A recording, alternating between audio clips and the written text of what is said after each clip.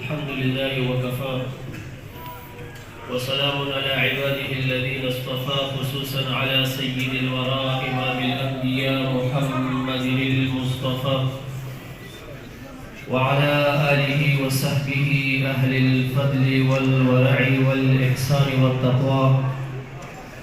أما بعد فأعوذ بالله من الشيطان الرجيم. بسم الله الرحمن الرحيم. ما آتاكم الرسول فخذوه وما نهاكم عنه فانتهوا. الآية.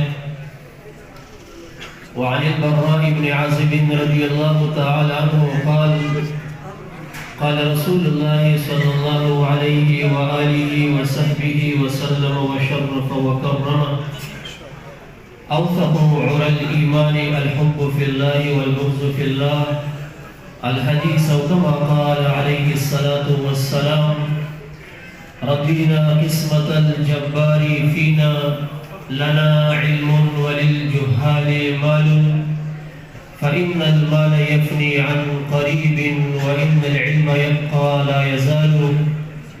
وقال تعالى في شان حبيبه وخليله وصفيه مخبرا وآمرا إن الله وملائكته يصلون على النبي يا أيها الذين آمنوا صلوا عليه وسلموا تسليما. اللهم صل على محمد وآله وعزته وأزواجه وأولاده وسلم عليه وصل وسلم على جميع الأنبياء والمرسلين وعلى كل ملائكتك المقربين وعلى عباد الله الصالحين. صدر مجلس في طريقة ورهبر شريعة سيدنا ومرشدنا ومولانا مخدوم زاد الحاج پیر محمد حیدری سے محمد سعید عرف حیدری سے مبارک دامت برکاتہم. اعظماڑی محترم شیخ الاسلام والمسلمین پیر طریقت و رہبر شریعت مخدوم زادہ الحاج محمد حمید جان سے مبارک دامت برکاتہم اور دیگر صاحبزادگان مخدوم زادگان مبارکان اعظماڑی و معزز و قدرمند و سامعین و حضرات و رونو دا حضرت قیوم زمان غوث دوران مجدد عصر حضرت اخوندزادہ سیف الرحمن رضی اللہ تعالیٰ عنہ و ارضاہو پایات کی منگو تاثرہ جمع شویو داغی مبارکو کما حقوہو بیان دا صفاتو دا زمان وصل بہر دے داغی مبارکو تقوی داغی شجاعت داغی حیاء داغی صفا داغی خشیت من اللہ داغی انابت الاللہ عز و جل اغدا چانا مخفی و پٹ ندے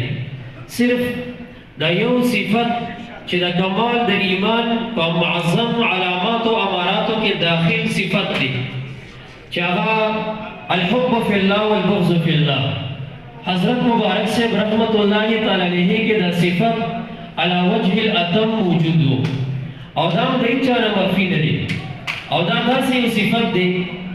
جریر ابن عبداللہ بجلی رضی اللہ تعالیٰ عنہ راضی سید الکائنات نبی اکرم صلی اللہ علیہ وسلم سر بیعت کئی اور بیاورتوئی یا رسول اللہ مہاں شرط لگوا سید الکائنات ورتوئی وبائعکا علا ان تعبد اللہ وتقیم الصلاة وتوتی الزکاة وتناسح المسلمین وتفارق المشرکین.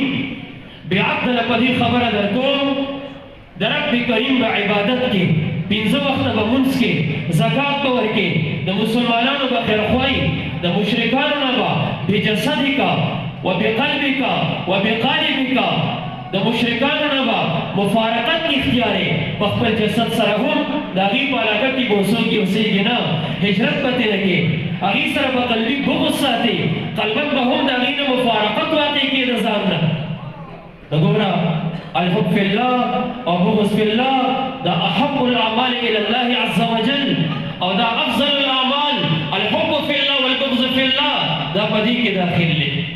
د دې وجنه حبر العرب ترجمان قرآن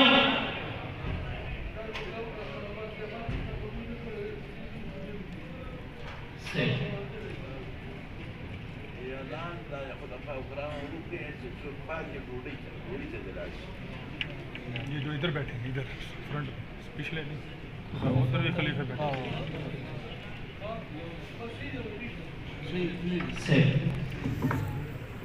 अब्दुल्लाह बिन अब्बास से फरमाई इज़ा अरदता अन तकूना वलिय्यन मिन अवलिया अल्लाह फअलैका बिहाज़ा अल-अमर वी कते دا غواړي چې زه د رب کریم د اولیاء فهرست کې شمار شم دا حب فی الله او دا بغض فی الله چې دا راټینګ نه کړي د دې نه بغیر مقام د ولایت حاصلول دا محال دي.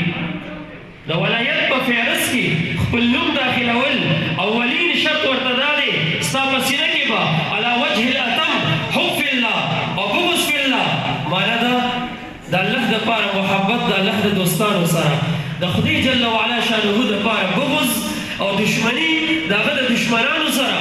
حاجی محمد امین صاحب رحمت الله علیه وایي ستا دپاره مې دوستي او دشمني ده ستا دپاره مې دوستي او دشمني ده بل روزګار په دنیا نه لرم بېتا.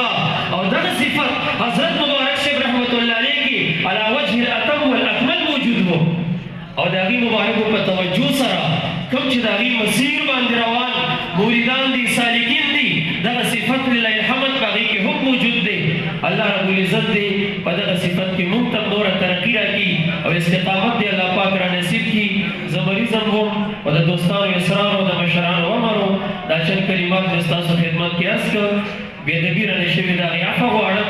وما علیه الا البلاغ المبین. درود شریف ووایه.